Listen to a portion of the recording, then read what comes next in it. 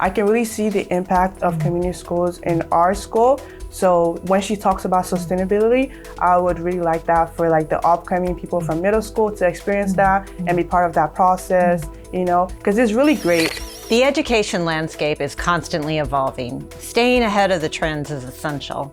Welcome to EdBuzz LA County, where we explore groundbreaking initiatives, inspiring stories, and innovative practices shaping the future of learning here in Southern California.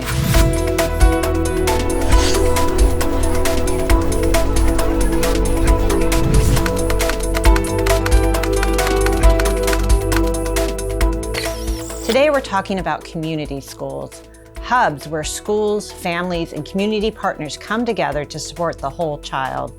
They transform how schools operate, from being standalone institutions to being centers of community life where families are true partners and local voices shape the work. With us today are Alicia Garoupa, LACOE's Chief of Wellbeing and Support Services. Welcome. Thank you so much. Very happy to be here. And we also have Dr. Michelle Alferes, Director 3 of the Community Schools Initiative. Welcome, Michelle. Thank you so much, Liz. Thanks for having us here. And finally, we have Chinosom Okpara, an 11th grade student with Hawthorne Math and Science Academy, who is also a member of LACOE's Community Schools Student Catalyst Council. Welcome to all of you, and thank you for joining us. So we're going to start with you, Chinosom. Tell us about what community schools are from your perspective. In my perspective, a community school is a place where students, teachers, and families' voices are heard and their needs and concerns are implemented into schools to make it a better place, not only for them, but for the students. Absolutely. And Alicia, can you build on that a little bit, from the community schools model, from the larger perspective? Absolutely. So I think a lot about the systems in our public schools, right? And I think something that we've learned or we realize is systems are perfectly designed to get the results they do. Public schools have not always really been designed with all students, families, and staff in mind. Mm-hmm. And the way that we can transform schools requires that we hear voices, as the idea that this is all of our school, and that it is our shared opportunity to support young people in their development, and that's more than what happens when people come in and outside of a school gate, and there is an engagement in the community. So it's really eliminating, I think, the separation between school and community, and literally making schools are a part of the communities themselves. And Michelle, from what you do, how do we think of partnerships in this way? When we think of students, families, parents, community members, what does that look like? Yeah, and I think Chinosom kind of named it, right? Where students, families, and staff truly have voice. And we often use the term engagement, but rather than thinking about engagement and just being a part of, we're actually partnering with students, families, and staff. And what that means is they're at the table giving their voice in making decisions, really, in what's happening in the school community. So I think it's really about being at the table and being equal partners in what our schools are. And so really bringing, again, the co-design, the partnering with, the voices side by side with each other. Well, and uplifting students' voices is a big part of that, right? Mm-hmm. And Chinosom, you've had a great opportunity with serving on the council and being an active participant in your school. Can you share a little bit about what having a voice has meant for you? What is having a voice has meant a lot of different things for me. It's giving me the opportunity to share different ideas that I get from my school. It's giving me an idea to get different perspective from different students on the council. Mm-hmm. We go to so many different schools and they range in different sizes and different environments. So I do come from a small school. So my perspective of schools was greatly different from what most students are used to. That's awesome. Is there an example of an opportunity you've had to provide voice? At my school, we had a workshop that was implemented based on my idea. So you know how teachers want students and their families to be more involved in their grades. Mm-hmm. So we were wondering why do families not get involved into students' grades and stuff like that? And we realized that most families, they really do not know how to use these devices. To me, operating a phone might be just easy as pie, but to an old elderly or it's not as easy. So I talked about having workshops to help these parents access things like Canvas and like SmartPass and PowerSchool. And this was like such a big movement at our school, because now the freshmen, the sophomore, their parents are just able to like access their grades. And it was just an opportunity that I was able to see like, wow, my voice really like helped this much parents and students make a change. Well, and I'm sure your school felt the same, just hearing your voice and having the opportunity to hear from students and learn. I mean, that's such an important part of what we can and should do. And similarly, Alicia, you know, that works within the communities, right? Like, you know, we recognize that community schools sit within the communities as hubs, and the voices of the community become part of that. So how does that work with that hub in the community? So Chinosom just lifted up a great example where when there is equal partnership and people are able to bring ideas and also identify gaps, right, that a school community can address together.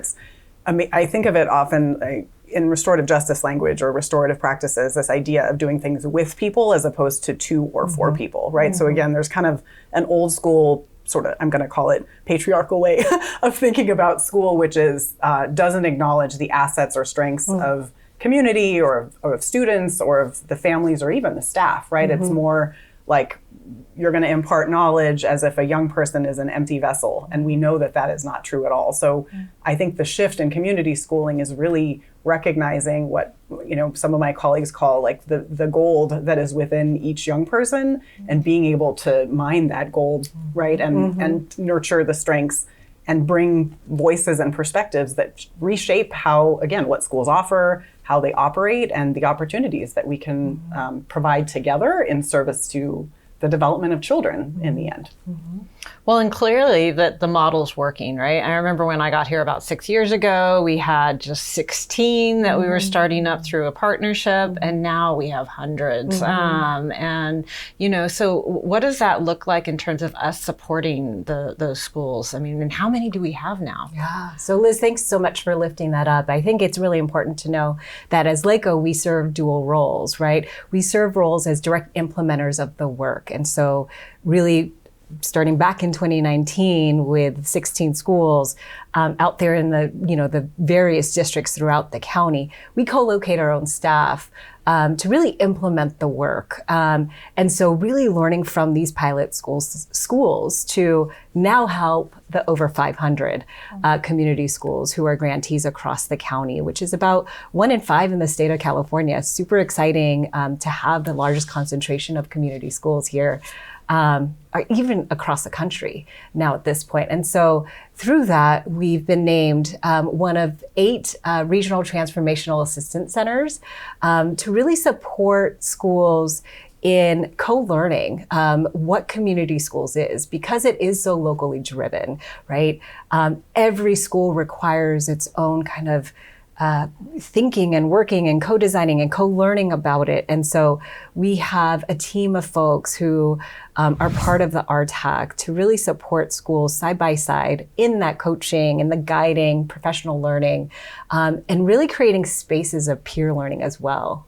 And so I think that we have just this wonderful opportunity we've seen over the last couple of years about what that feels like and looks like. And actually I wanted to name and lift up things that both Chinosom and Alicia are raising around the partnerships piece. And so I'll say this as an example. When you think about partnerships and really supporting our schools through implementation of what this framework and this strategy is, it starts with the assets and needs assessment process, right? And so when we think about the assets and needs assessment process, so often as school educators, right, we're used to doing surveys, we're used to asking for feedback, but what does that really look like in terms of truly listening and honoring the voices of our students, like Chinosom, right? And the example that she shared, to really know that she's coming as an asset. Her family and the experiences that she brings is an asset. So starting there in that process, I think, is really important.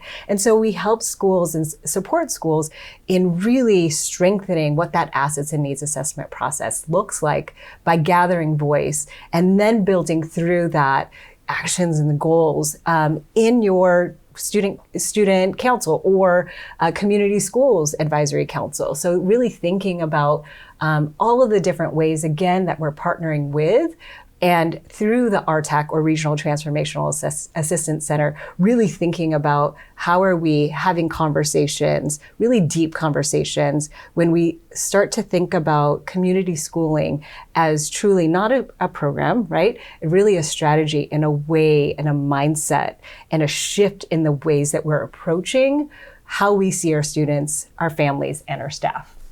Well, Can I add to that? that? Yeah, go for it. So I'm thinking about what you were saying, Michelle, just also the power of asking the question, whose voice is not being heard in this, right? Because, it's wonderful. Our schools have, in many cases, right, some level of parent engagement, a number of parent volunteers.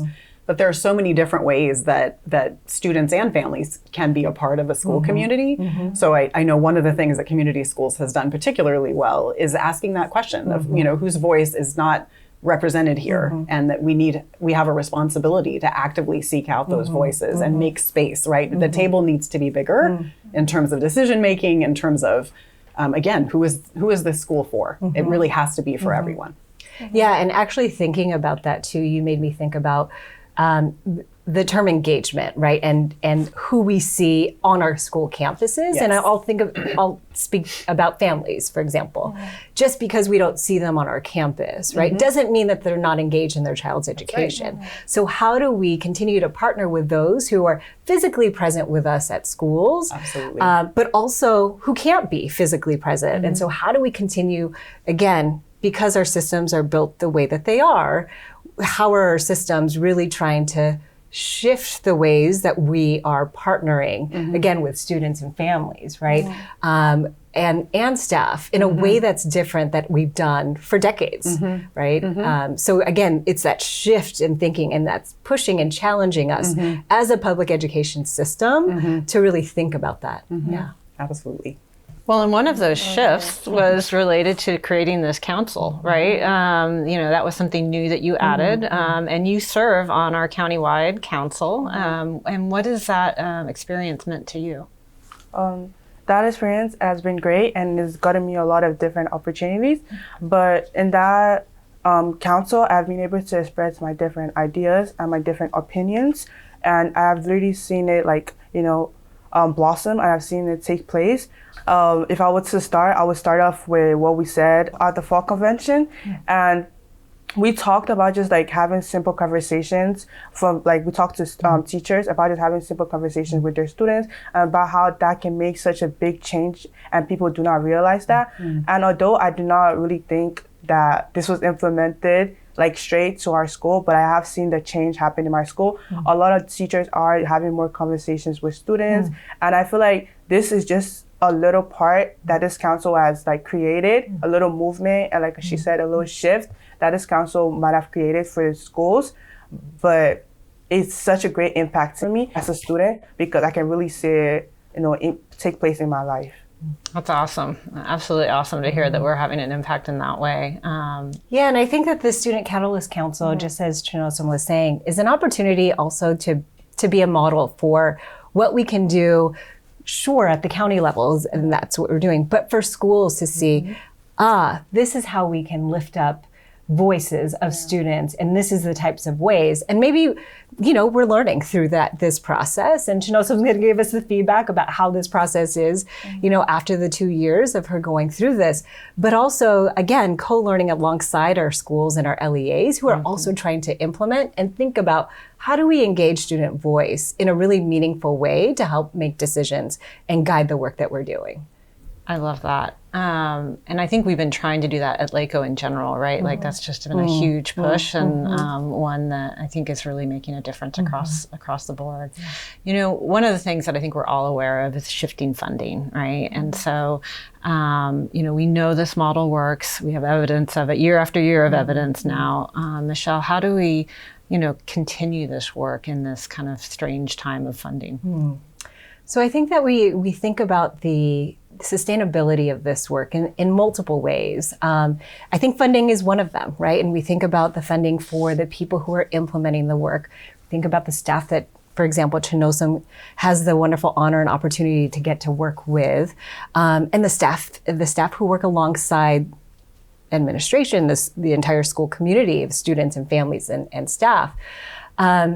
But in addition to the funding pieces, we also have to think about sustainability in terms of process and procedures. And so what are the systems that we're starting to build at the school sites now, and the shifts, as we've been talking about, of mindsets and the systems that we're developing. And so I think first and foremost, how do we start to implement that piece of shifting the processes, procedures, and systems in schools to really lift up and leverage voice and agency, again, of our students, families, and staff.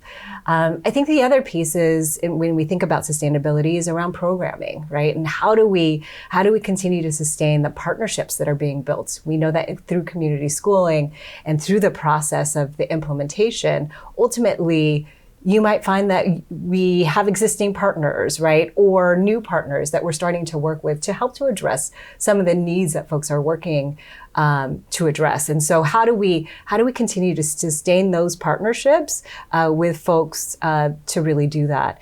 And when it comes down to funding, I think that there are multiple ways of really thinking about braiding and blending funds to really think about, the opportunities to lift up and to continue that continuity of work, because it doesn't take a year, 2 years to see that shift. When we're talking about a mindset shift, when we're talking about a system shift, that can take a really long time, right? And so I think that the focus for schools, LEAs, really will come down to making the decisions of sustainability and the vision that they have to work towards community schooling as a framework for their entire LEA.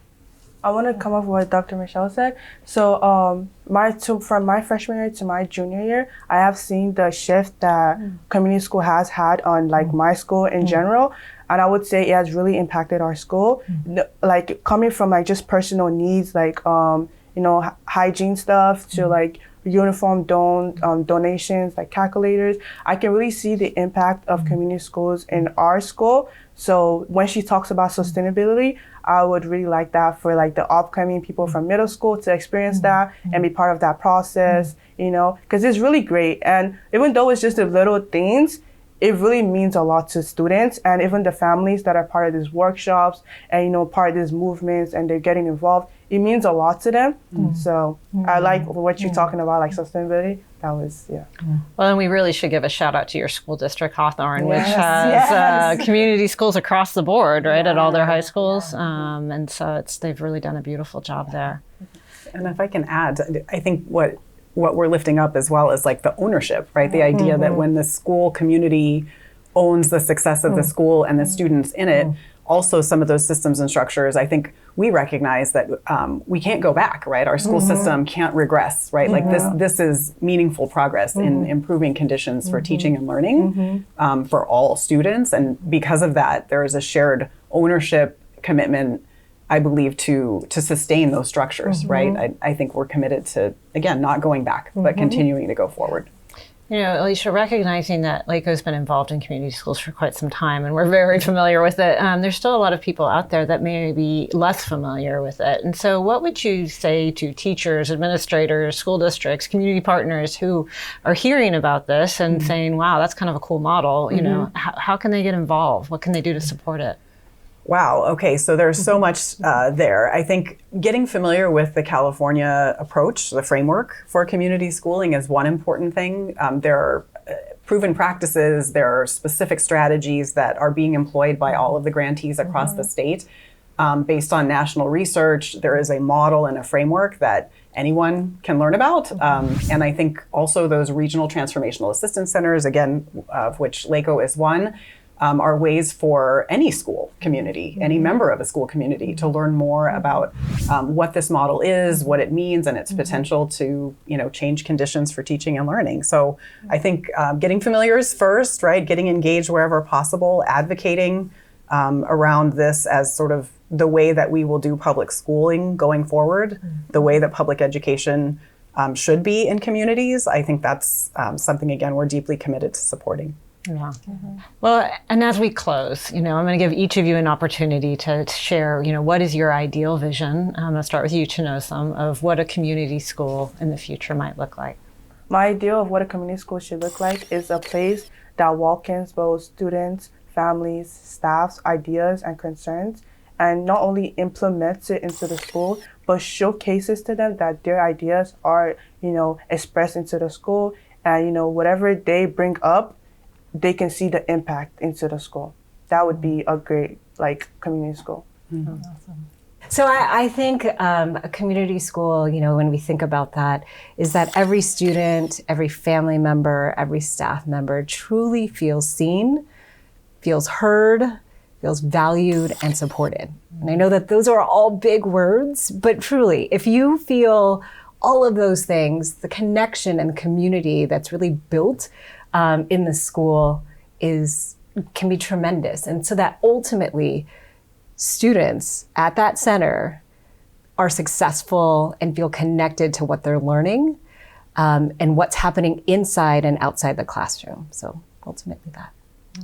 So I may be duplicating some of what my counterparts here just shared, but I think schools where students are safe, physically and psychologically safe, schools where students are seen as assets, right? Their families as well, linguistically, culturally, and otherwise, supported through better coordination of partnerships, again, nurturing the hopes and dreams of each young person so that they feel empowered, right, to take on the world and take on whatever their goals and aspirations are so that they can contribute meaningfully to community and to our society as a whole, because we recognize the power of our young people to help make our world more of a place that we all deserve. So I think to me, it's really tapping into all of that with kids at the center of it.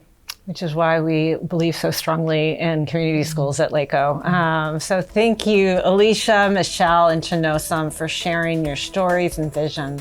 Community schools show us that education isn't just about academics. It's about partnerships, equity, and supporting the whole child. To learn more about LACOE's Community Schools Initiative, visit our website, www.lacoe.edu. I'm Dr. Elizabeth Graswich. I'll see you next time on EdBuzz.